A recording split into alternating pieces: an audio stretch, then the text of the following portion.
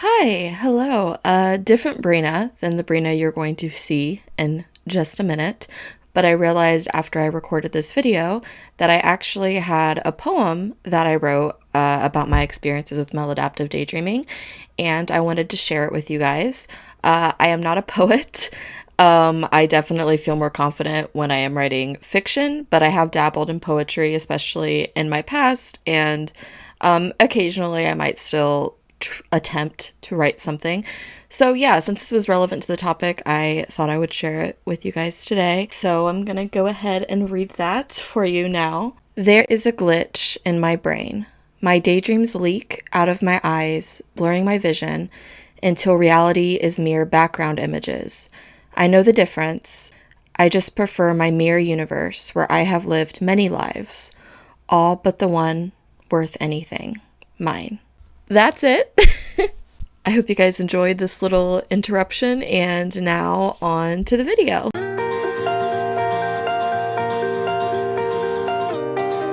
Hi. So today we are going to be talking about maladaptive daydreaming. This is something that I've mentioned in my past that I exhibit a lot of the behaviors for.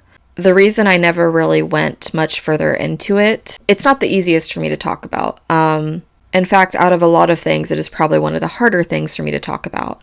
Unfortunately, because with the way that I was raised, there was a lot of shame and ridicule placed on the behaviors that I exhibit when I daydream. And I know that probably sounds really weird to a lot of people, especially neurotypical people, because most people, when they think of daydreaming, they think of staring off into space. And yes, you are dissociating. I mean, that's a part of what daydreaming is. Everybody actually dissociates on some level in the same way that everybody stims. But the way that I experience it is much different. And certainly not neurotypical in any sense of the word. So to start this off, I'm going to give you the definition. This particular definition was found under a research paper that I found in ResearchGate.net by Eli Sommer. Eli Sommer is the person who first sort of coined the concept of maladaptive daydreaming back in 2002. The abstract for this article states, maladaptive daydreaming, MD, is extensive fantasy activity that replaces human interaction and or interferes with academic, interpersonal, or vocational functioning. This qualitative inquiry explored the nature and experience of MD. So this is referring to the article specifically. I found this interesting, so that's why I wanted to include it. 6 patients in a trauma practice were identified as displaying MD. 4 participants were diagnosed as suffering from a dissociative disorder. 2 were given the diagnosis of narcissistic personality disorder. Cross-sectional analysis of respondents' verbatim transcripts yielded 9 themes clustered into 3 categories: functions, themes, and dynamics that best captured the fantasizing experience. Identified MD functions included disengagement from stress and pain by mood enhancement and wish fulfillment fantasies, and companionship, intimacy, and soothing. Recurrent MD themes were violence, idolized self, power, and control, captivity, rescue and escape, and arousal. Motives that were classified as describing MD dynamics were onset and kinesthetic elements. Although MD seemed to have been preceded by a normal childhood, propensity for creative imagination, aversive circumstances were seen to have contributed to the development of MD. Theoretical explanations for the development and function of MD are discussed. So referring to what would be talked about in this article. I don't have time to read the article. I don't even know if I can. I think I would have to make an account with this website, but I will link it down below for those of you that are interested. But I do just want to talk about my personal experiences and what I think personally stems from childhood trauma. I do have a video where I discussed my trauma in detail. It is very, very triggering, so I recommend you only watch if you are in a place where you are able to do so. I will also link that down below. And I do briefly talk about maladaptive daydreaming, I believe, in that live stream. And yeah, I mean, as far as I remember, I've exhibited behaviors of maladaptive daydreaming for as long as I can remember. but I do believe that it stems from childhood trauma. And until today, I had a suspicion that the way that I daydream could also come into play with the fact that I am neurodivergent, because I have ADHD, which I was just diagnosed with within the last year. And in my research of ADHD and learning terms that I wasn't really aware of before to explain how my brain worked, I saw some crossover and similarities when it comes to things like being overstimulated, stimming, and things like that. And I'll go into more detail here in a minute. But I actually found another website that we will be talking about today and that I will pull up on screen at some point. This website is daydreamresearch.wixsite.com.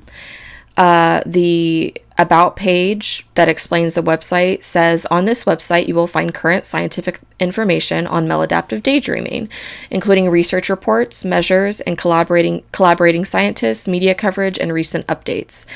MD, or daydreaming disorder, is a psychological concept first introduced in 2002 to describe a time-consuming absorption in fantasy that can create distress and or interfere with social, academic, vocational, or other important areas of functioning.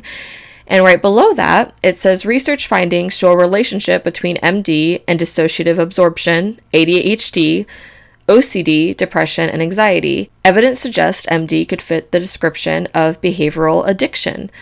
Studies indicated that a subgroup of individuals with MD have been subjected to adverse childhood experiences such as emotional neglect or abuse, or social anxiety and isolation, suggesting a potential emotional regulation role for maladaptive daydreaming. So basically, this is likely in some cases, it has shown that that maladaptive daydreaming is something that arises to help with emotional regulation. And in my case, I believe it also served as like a coping mechanism and an ability to escape the household that I was in, and the reality that I was in. It was like, I know this is a weird way to describe a disorder, but it was sort of like having a superpower with the way I experience daydreams, because it very much is an escape from the real world. I want to talk about now some of my personal experiences and how my behaviors have changed and morphed over time. Although I am going to mention some daydreams that I had, like very briefly mention some daydreams that I used to have when I was very little. I will not be talking about my daydreams now. I have no interest in talking about that. That feels very personal, and it would feel very invasive to open that up to the public. So I'm not going to do that. So please don't ask. But I will share everything that I am comfortable sharing. So often, even as an adult, a lot of my daydreams centered around fictional characters and stories and plots that I made up in my head to go with those fictional characters and stories, and often obviously centering around me. So I would put sort of my consciousness would be placed upon one of these characters to where I would be that character. I would be the main character in my story, essentially. The earliest fictional characters that I remember being particularly fond of in these types of fantasies and daydreams I had was I was really obsessed with Land Before Time. And the memory that I have thinking about this, I believe I would have been either like kindergarten or first grade. And I think one of the specific characters that I was really attached to was Sarah, who I believe was what they called like the three-horn dinosaur, I think. This feels very silly to talk about, but I was a child, so that was an example of a fictional world that I was really attached to, where I would create these friendships and sort of live in this fantasy world for a lot of my time. Now, I want to talk about a bit about the behaviors that I exhibited when daydreaming as a child. A lot of these behaviors did stay with me to adulthood, but as a child, I did not have the ability to mask. So, and it was also a lot more invasive and a lot more uncontrollable. So I was much more uninhibited and free with my behaviors because I didn't have the control to prevent myself from disassociating to this level. because as a child, you don't really experience like embarrassment until you're taught to be embarrassed. And even when I was taught to be embarrassed, I still did not have the cognitive abilities to control it. So something that I did a lot, which I know now is called stimming, would be that I would stim with my hands. I would move them, and I don't even know exactly how I would move them, because it's not like when I'm having an episode, I am cognitive of what I'm doing, in terms of like the repetitive behaviors that I'm exhibiting. I don't know, because I'm absorbed into my fantasy world, so I don't know what I'm doing on the outside. But I know that I stemmed a lot with my hands. I would sort of contort them in ways that would seem unnatural to the neurotypical person. A lot of times my hands would, while I would do it at my sides, they would also move up to my face. And many times, if I was really immersed in a daydream, which happened a lot when I was a child, I would make really weird faces. I would be contorting my face in very weird ways. I had a lazy eye as a kid. I still do, I guess, technically. I don't know if I would still call it a lazy eye, but one of my eyes, if I get really tired, it'll basically goes right towards the center. And as a child, I struggled with that a lot. So a lot of times when I would daydream, I would lose control of that eye and it would just go towards the middle. So I would be cross-eyed, which obviously is going to look bizarre to neurotypical onlookers. I might even make like unintelligible noises, where it wasn't really words, but maybe just certain noises coming from my mouth. Or there might be words coming from my mouth. I might sort of look like I'm talking to myself, because I am talking to myself in this fantasy world, and sometimes those words would come out of my mouth. So for that reason, and because I exhibited no control over these types of behaviors, there was a lot of shame and ridicule that was built up in my family. And again, for part of this, I'm talking about where I was in an extremely unsafe place in all definitions of the word, because I was in a very abusive home. But even when I got out of that home, as I got older, like middle school age, and I moved in with my grandparents at some point, nobody really knew how to handle it. And often their way of handling it was through negative reinforcement, which did not work at all. And it also caused a lot of freaking trauma in my life, and made it to the point where even with internet access, I was incapable of even looking up what I was experiencing to even realize that maladaptive daydreaming is a coined term that even existed until I was well into adulthood. I believe I was like in my 20s when I first looked into it, and realized that I wasn't alone in this experience.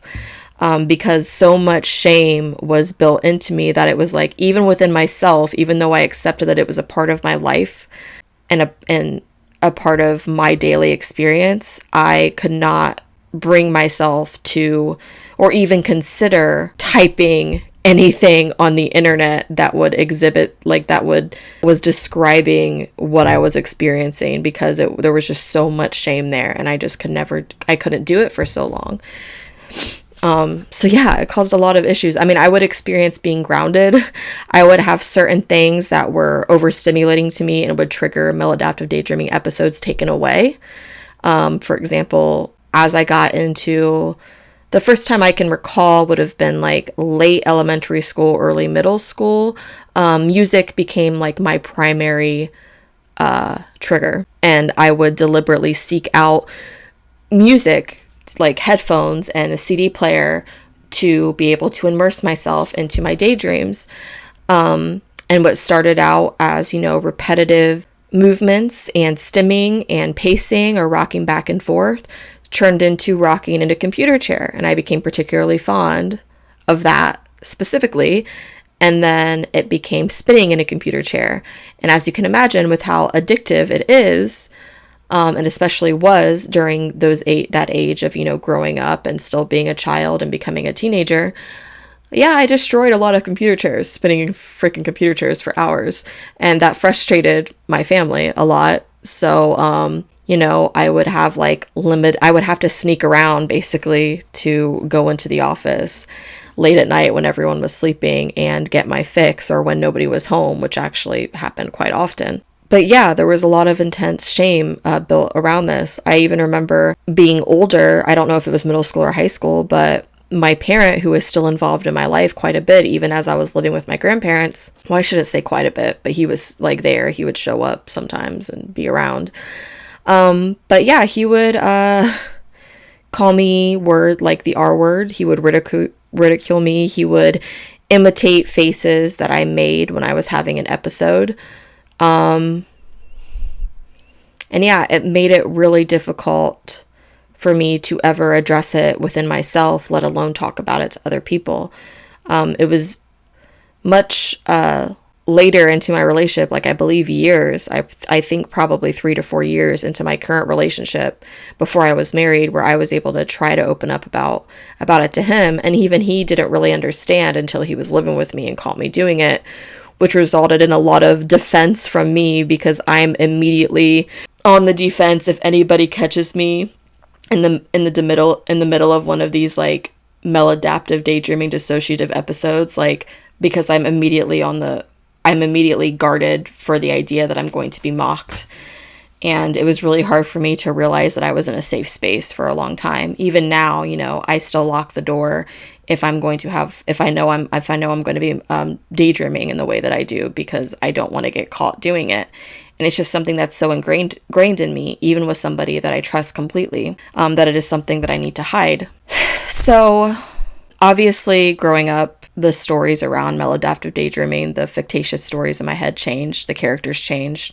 As I got older, I often became actually one of the characters, and like what the definition I read earlier said, sort of an idealized self, basically your perfect self, and sometimes I would also be fictitious characters. Movies are a trigger. Reading is a trigger. I love writing, and even my own writing can be triggering. I end up having, dissociative episodes. As a responsible adult, if I am driving, I cannot listen to music when I'm driving, because it will very likely trigger me daydreaming, which doesn't necessarily trigger all of the stimming that I happen to do with it, but it does make it so like have you ever driven somewhere and you got there and then you don't actually remember driving there? It's kind of like that, but also it isn't safe, because I am not 100% paying attention to what I'm doing, unless somebody else is in the car. Then I'm better. But overall, with my ADHD, I'm a better driver when nobody's in the car and it's just me, because more distractions just it's not good. Something else I think I should mention beyond just the behaviors that I exhibit, talking more on the addictive nature of it. Even though it likely arose from something really traumatic in my childhood, it's not like it's just always centering these negative things. In fact, being extremely happy can make me want to dissociate into this fantasy world. Having really good news could make me want to dissociate, because then I'm playing out in my head, as anybody would, is like, what's going to happen next?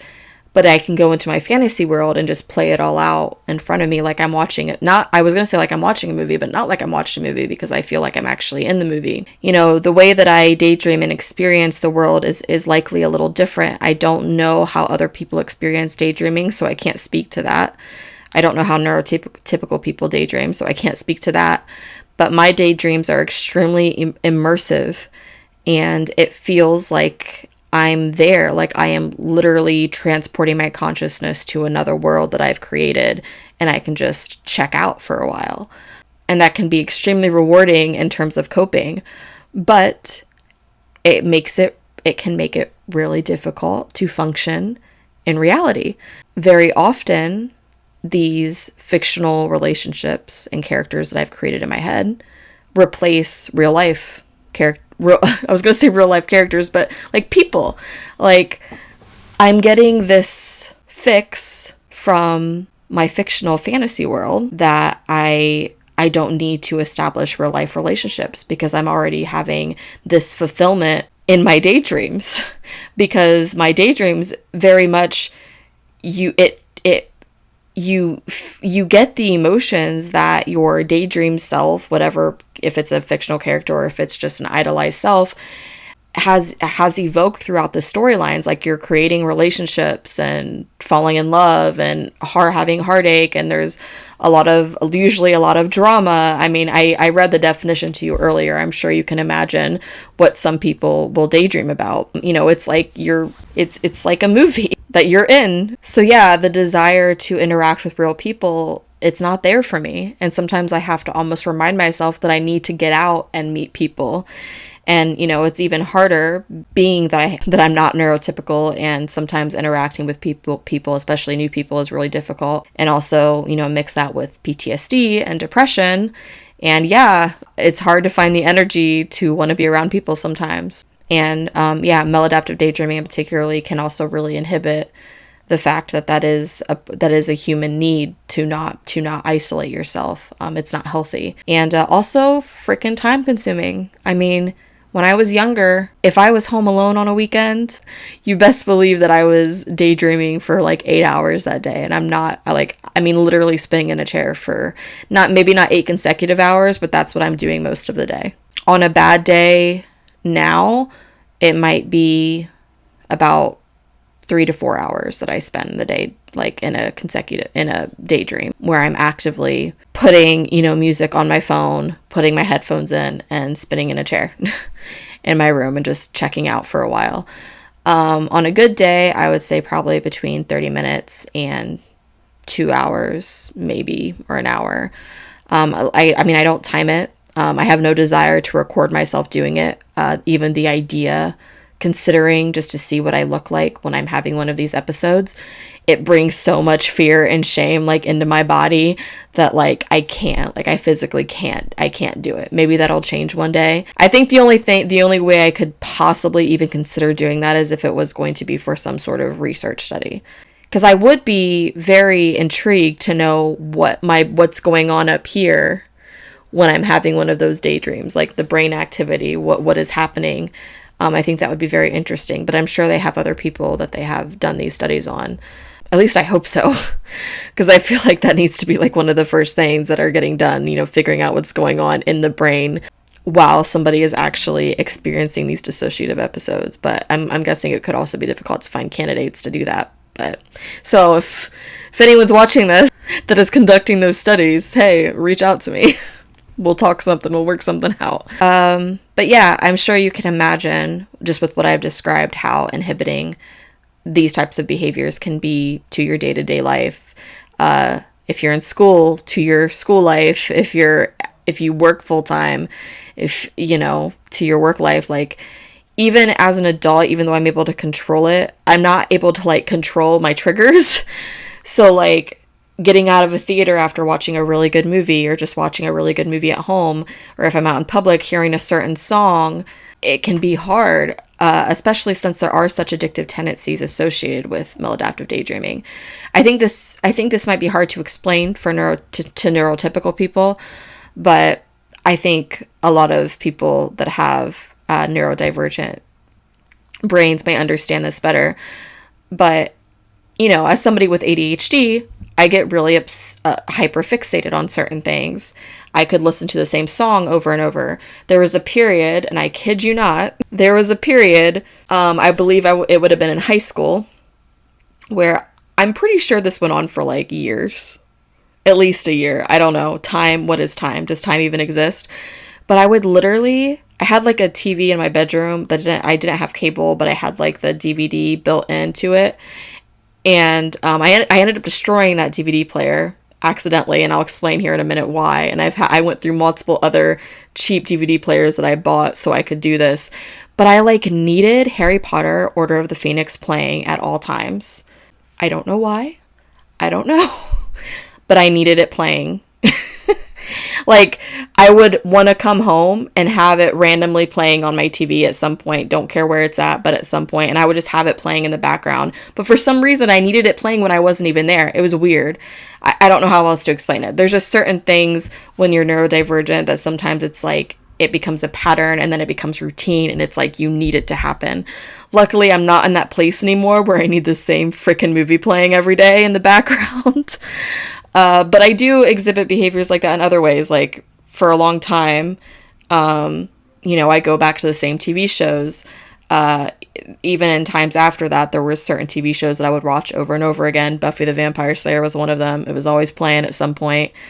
And now I'm at the age where my fixations fluctuate a little bit more, so I can go back to different TV shows. But yeah, I rewatch shows and movies a lot because it just becomes routine for me. I do enjoy watching new shows, but there's a lot of stress and anxiety involved in getting absorbed in a plot line. And as you can imagine, also being introduced to new plots and stories and characters can also trigger maladaptive daydreaming for me. So I best have a lot of free time on my hands if I'm going to start a new show, because I will binge watch that shit. I literally literally just recently, I stayed up all night finishing Your Name on Netflix. And I know I hate Netflix right now, but my in-laws were using our in-laws account. I don't pay for it. They're not going to get rid of it anytime soon. So I use it. And yeah, I watched all of the episodes of Your Name in like a day, which is like, I don't even know, like 10 hours. And I stayed up all night doing it because I just got so absorbed, and I'm like, I need it. I can't stop now. So yeah. Okay, that was a lovely rant. Anyways, what I was trying to get into when I was talking about that is how with a lot of neurodivergent people, we just have certain routines and things that become a pattern. So with daydreaming, with the addictive nature, there are certain fictitious stories that I've created in my head. There are certain lines that a character says, maybe my character, maybe another character. I'm usually always at the center of the story, so maybe it's a way that I respond or that they respond to me. But there's something specifically about it that I get attached to. So I will actually replay the same daydream over and over and over and over and over again. So yeah, addictive, to say the least. And I can see that's probably why it's also, as it says on this site, been associated with OCD as well as ADHD. So now, the last thing that I wanted to do for this video is take a look at something I came across on this site. I'm going to go ahead and pull it up. But if you scroll down this website, and I will put the link in the description so that you can find it. Really cool, because I just found out this website exists today. I actually signed up for the email list so I could stay up to date with all the new information that's coming out, and I would love to just spend some time just going through everything on this website. But one of the first things I found that I wanted to do for this video was if I scroll down and I click measures, I am brought to a page that says the 16-item maladaptive daydreaming scale, otherwise known as the MDS-16. There's a bunch of different languages that it's translated into. I'm going to go ahead and hit English so I can bring it up. So I'm not going to take the time to do the math or anything like that. I don't need to do that. I don't need the validation of knowing that I fit on this scale. I feel very confident that I am very likely going to fit on this scale just based off of the research I've done and the experiences that I shared with you today. But I'm going to read through the questions and then just answer them myself out of curiosity, and because I'm very curious to see what sort of questions there are on here. Obviously, one of the authors for this is Eli Sommer, which is the person who first coined the concept and the term maladaptive daydreaming disorder. It says here, in answering the following questions, please refer to your daydreaming activities in the last month, if not otherwise specified. Choose the option that best fits your experience. For example, some people get so caught up in their daydreaming that they forget where they are. Whew. I did that a lot as a child. Not so much as an adult, but as a child in adolescent years. Yeah, and that was part of what I think also really concerned people, like why there was so much, my parents and family did so much negative reinforcement because they were embarrassed of me, essentially. That's what it was. They were embarrassed. And I say embarrassed, not so much that they were concerned, because if they were concerned, they would have done more, is how I see it. So it says, how often do you forget where you are when you daydream? In this example, 20% is chosen. So this is in the last month. So in that example, I would have said 0, because I don't believe I ever forget where I am when I'm in a daydream. I mean, I don't know. Well, see, that depends on that depends on what they mean. Because if I'm in the middle of a daydream, yeah, I forget where I am because I'm in the daydream. I'm not in my real world. But if I come back, when I come to, I'm aware of where I am. I also don't often put myself in situations where I'm going to be completely immersed in a daydream in public. If I need to get that fix that bad, I will usually excuse myself and go to a bathroom or somewhere private where I can get my little quick fix of stimming and going into my daydream and then just come back and be like, okay, ready to go. So number one, some people notice that certain music can trigger their daydreaming. To what extent does music activate your daydreaming? 100%. 100%. If I am deliberately and actively choosing, if I know that I have that desire or that need to get that fix of daydreaming and I want to just go escape into myself, I will always turn music on. Always, always, always. Some people feel the need to continue a daydream that was interrupted by a real-world event at a later point. When a real-world event has interrupted one of your daydreams, how strong was your need or urge to return to that daydream as soon as possible? 100%. Again, somebody reach out to me so I can participate in one of these studies, because I would love to help contribute to the research that is being done. I think it is so, so, so important that more funding goes into this research. Number 3, how often are your current daydreams accompanied by vocal noises or facial expressions? Laughing, talking, or mouthing the words? 100%. Jesus, is this serious right now? Am I going to be 100% on all of these? Okay. If you go through a period of time when you were not able to daydream as much as usual due to real-world obligations, how distressed are you about your inability to find time to daydream? I mean, I find time to maladaptive daydream every day. And in the times where I haven't been able to do that, the distress was really severe. It's hard for me to answer this in the context of this last month because I'm always home, so that option's always available to me. But yeah, I'm going to say about 70 to 80%. So I'll say like 70% probably. But again, I have my schedule set to where I have this free time and ability to do what I need to get that fix that I need so that I can go about and function in my daily life. When I was like in school, for example, if I really had that urge and I couldn't fight it off, like I had said earlier, I would excuse myself and go to the bathroom so that I could get that fix real quick, like 10 minutes. And then be able to go back and do my main life. And what I mean is I just needed a space where it would be quiet and I could just ignore everything else that was going on around me.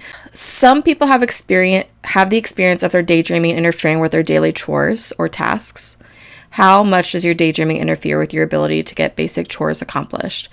I would say, given that I do everything from home, I would say about 50 to 60% would probably be my answer. I mean, it definitely inhibits it because a lot of mental time and mental exhaustion and emotional labor can go into maladaptive daydreaming.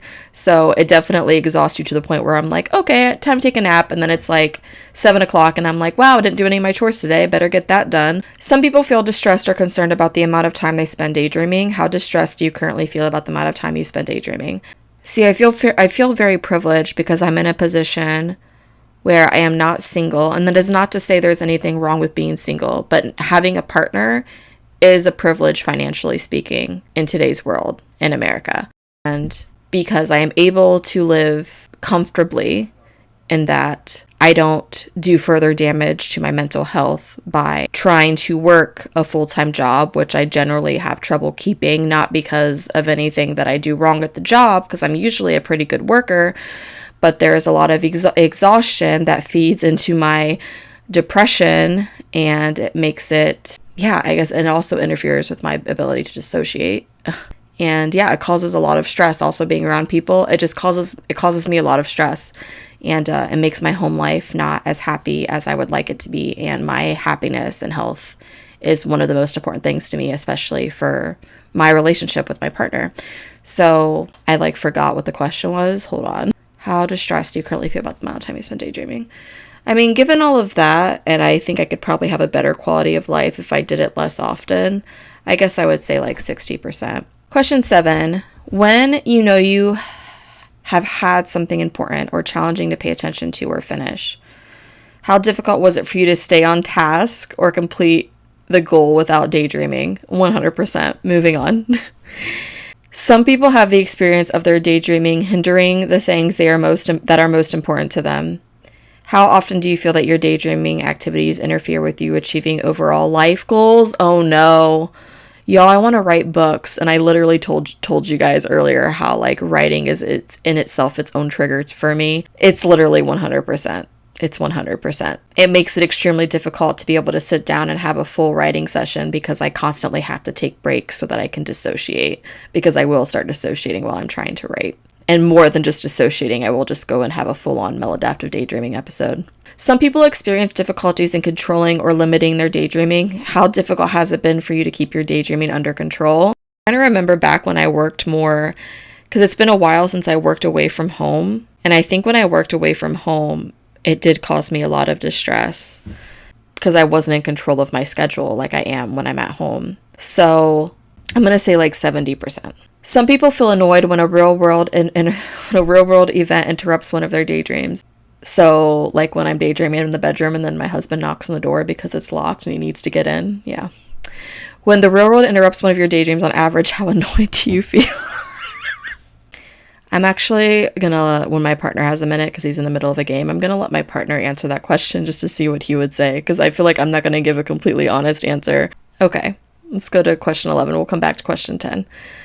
Some people have the experience of their daydreaming interfering with their academic/occupational success or personal achievements. How much does your daydreaming interfere with your academic and occupational success?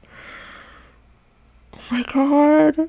I can't answer these. I don't want to give an honest answer. I think it might be extreme interference. I think it might be 100. I'm going to ask my partner and see what he says. Some people would rather daydream than do most other things. To what extent would you rather daydream than engage with other people or participate in social activities or hobbies? I'm going to say like 80%. I usually will eventually, have a desire to go out and see my friends again or try to make time to see other people, but it's not very often. And sometimes just having the apartment to myself can be a lot more appealing, and knowing that I will have the freedom to dissociate. I will say I definitely, again, I have a lot less stress being able to be home all the time because I'm able to work around my own schedule with work, and it makes it so it's not interfering as much because I'm able to take those breaks. And as an adult, with the responsibilities I have, I'm able to time myself in a way where it doesn't become too excessive for the most part when I'm having a regular day and I'm not under a lot of stress. But when I'm in a work environment or a professional environment and I have those urges and I can't fulfill them, it causes a lot of distress. So I am in a very privileged position as a disabled person because of my partnership. When you first wake up in the morning, how strong has your urge been to immediately start daydreaming? Immediately, I would say like 50% for that one. It doesn't usually need to be immediate. How often are your current daydreams accompanied by physical activity such as pacing, swinging, or shaking your hands? 100%. Very often. Okay. Some people love to daydream. While you are daydreaming, to what extent do you find it comforting and or enjoyable? 100%. Question 16. Is this the last one? Yes. Okay. Some people find it hard to maintain their daydreaming when they are not listening to music. Shut up. Okay. To what extent is your daydreaming dependent on continued listening to music? 100%. Bro. I'm kind of like mind boggled right now. I knew I definitely exhibited the behaviors, but I didn't think it was going to be like, the questions were just so on point with my experience that I'm like, holy shit. I have a couple questions that I feel like I'm not able to answer honestly. I was taking the MDS-16, which is about maladaptive daydreaming disorder. Mm-hmm. You know when I have the door locked and you knock on the door and I'm in the middle? Right. Some people feel annoyed when a real-world event interrupts one of their daydreams. When the real world interrupts one of your daydreams, on average, how annoyed do you feel? 9. Number 11 was, some people have experience of their daydreaming interfering with their academic, occupational success, or personal achievements. How much does your daydreaming interfere with your academic, occupational success? Probably 8 or 9. You think 8 or 9? Yeah. I was like, I think it's 100. I was like scared to answer. I also don't know every time you're doing it though. Right. No, I know. This last question killed me. And the first question killed me too. So the last question was, some people find it hard to maintain their daydreaming when they are not listening to music. Yeah, you listen to music all the time. Every single time. Yeah, I know. Okay, so that's all for now. I hope everyone got something out of this, whether it was just informative or it piqued your interest, or maybe you relate to it in some way, because maybe you experienced some of the behaviors that I talked about. Feel free to ask your questions down below. Like I said, just please don't ask invasive questions about what my daydreams consist of. I'm not really comfortable with that. But as far as certain behaviors surrounding the daydreams or sharing your own experiences, all of that is so welcome. And yeah, I will catch you in the next one. Special voice shout out to my top patron, QueenOfBeams, my Ryce crisp snacks, Phelan S. and Birdie, and my mod mates, Courtney, Laura A., Sarah Z., and Elaine C.